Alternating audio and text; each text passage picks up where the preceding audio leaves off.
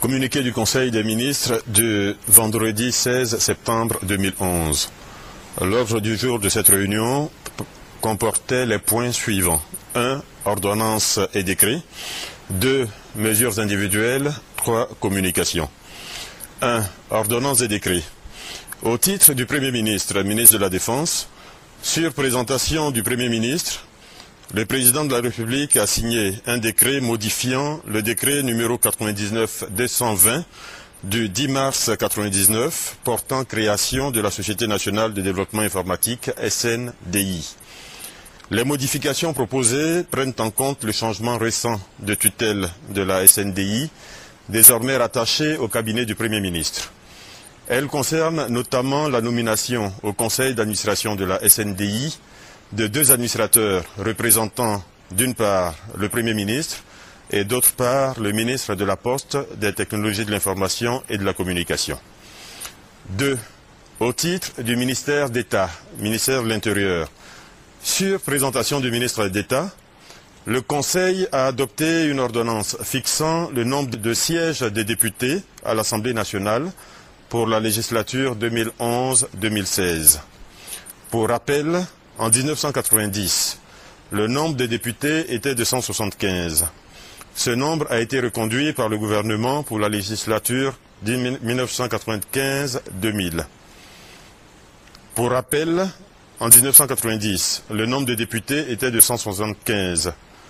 Ce nombre a été reconduit par le gouvernement pour la législature 1995-2000. En 2000, sur la base d'une superficie nationale de 322 416 km² et d'une population nationale estimée à 15 400 000 habitants, le nombre de députés avait été porté de 175 à 225 pour la législature 2000-2005, soit un ratio de 1 député pour 68 296 habitants et 1 député pour 1433 km². Avec l'accroissement de la population, évaluée aujourd'hui à plus de 20 millions d'habitants, le nombre des députés aurait dû être accru de plus de 112.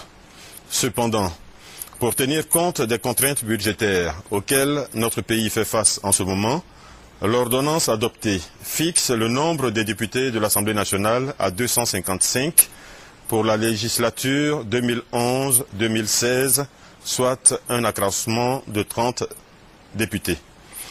Le ministère de l'Intérieur communiquera dans les prochains jours sur les changements induits par cette ordonnance. 2. Mesures individuelles.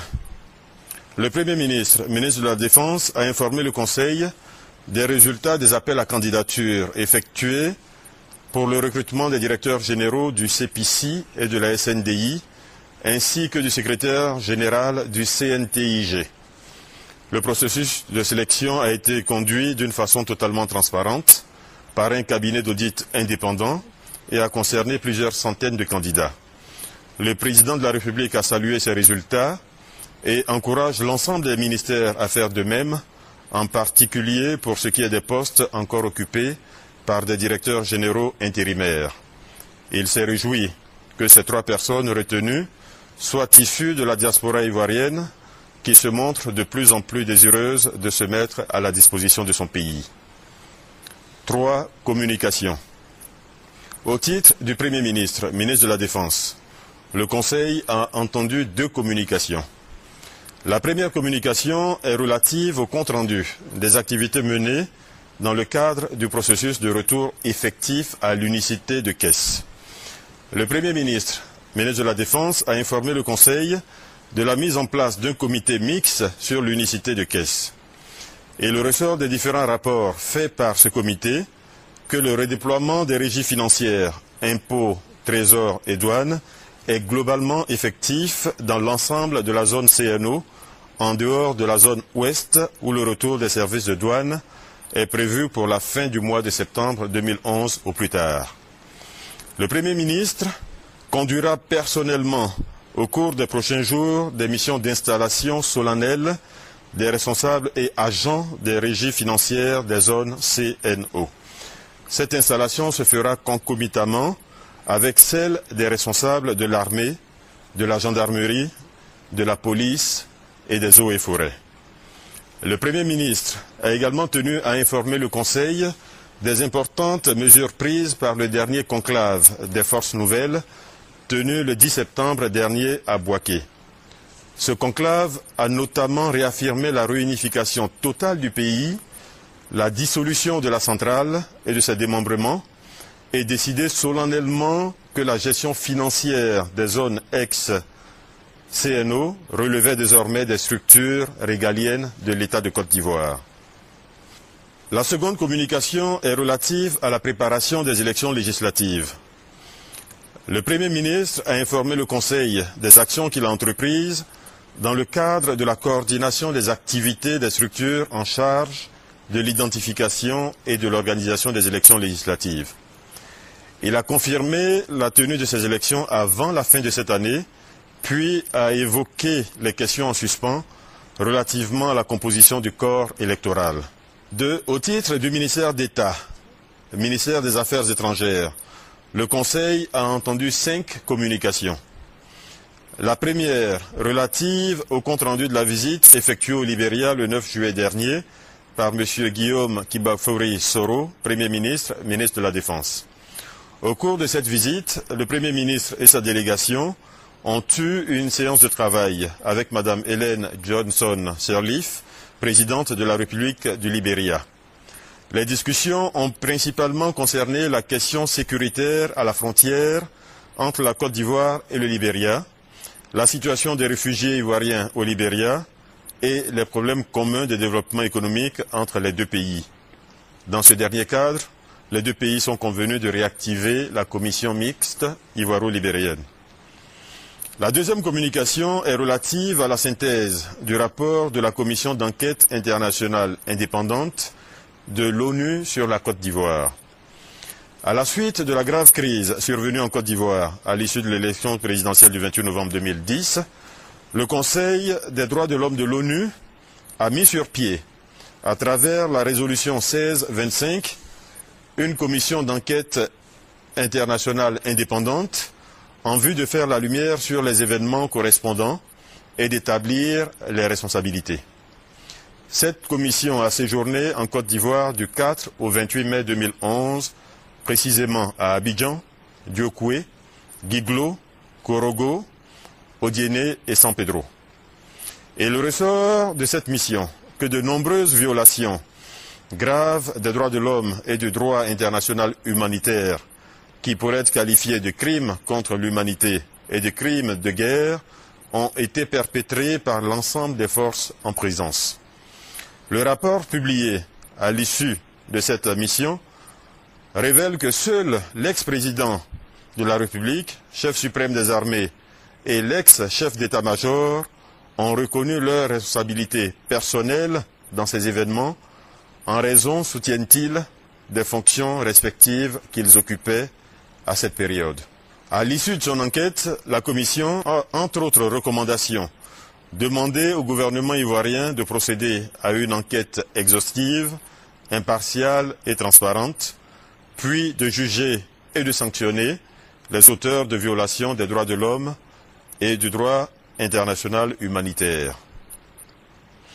La troisième communication est relative au compte-rendu de la mission d'évaluation et d'information du bureau du procureur de la Cour pénale internationale CPI en Côte d'Ivoire du 27 juin au 5 juillet 2011.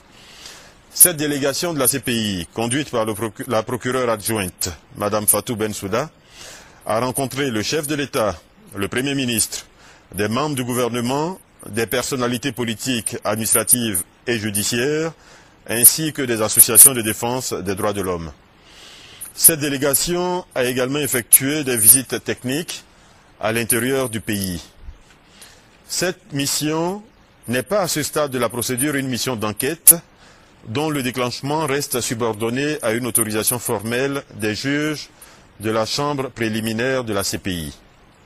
Ces enquêtes, si elles sont autorisées, seront complémentaires des actions engagées par la justice ivoirienne qui a mis à la disposition de la CPI un grand nombre de documents de preuves, images, sons, films sur les événements de la crise post-électorale.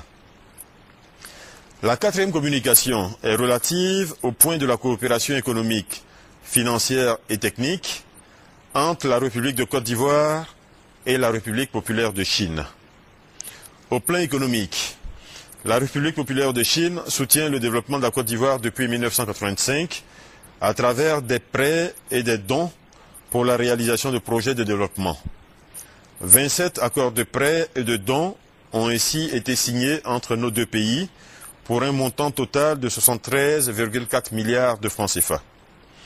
Au titre de la formation, le gouvernement chinois a offert des bourses à 455 fonctionnaires et militaires ivoiriens entre 1986 et 2010 et d'autres projets d'envergure sont en ce moment en cours de prospection, de négociation ou d'exécution, dont le chemin de fer ouest et le barrage de Soubré.